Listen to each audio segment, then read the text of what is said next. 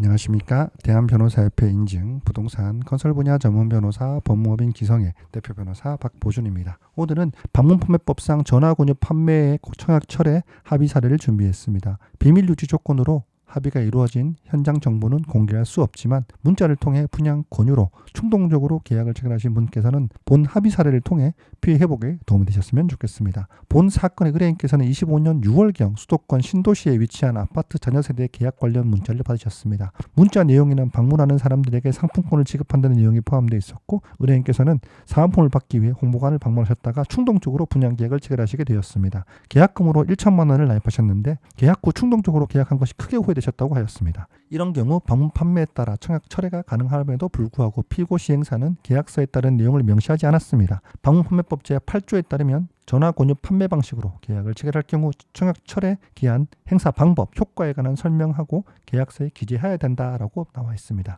의뢰인께서는 계약 취소를 위해 저희 법무법인 기성을 찾아주셨고, 관련 서류 및 사건에 대한 검토를 통해 방문판매법이 적용되는 청약 철회가 가능하다는 사실을 확인하시게 되었습니다. 문자로 홍보관 방문을 유도하고 사은품을 제공하여 분양 계약을 체결하게 된 행위는 전형적인 전화 권유 판매에 해당하며 계약서에 청약 철회 조항이 없는 경우 사후 청약 철회가 가능하다는 것을 확인하였습니다. 저희는 피고 시행사를 상대로 방문판매법 위반을 근거로 소를 제기하였고, 곧바로 시행사에서 연락이 와서 비밀 유지를 조건으로 계약금 전액을 환불받게 되었습니다. 시행자 입장에서는 방문판매법 위반이 명백한 사항이어서 소송을 진행하는 것보다는 조기에 합의하는 것이 유리하다고 판단한 것으로 보입니다. 방문판매법은 소비자의 충동구매를 보호하기 위한 법률로서 부동산 분양에도 적용됩니다. 특히 문자나 전화를 통해 분양 권유를 받고 홍보관에 방문하여 계약을 체결할 경우, 그리고 계약서에 청약 철회 관련 조항이 제대로 기재되지 않을 경우에는 사후 청약 철회가 가능합니다. 방문판매법 제8조 1항 제7호에 따르면 계약서에 청약 철회 기간, 행사 방법, 효과에 대한 사항이 적혀지지 않은 경우에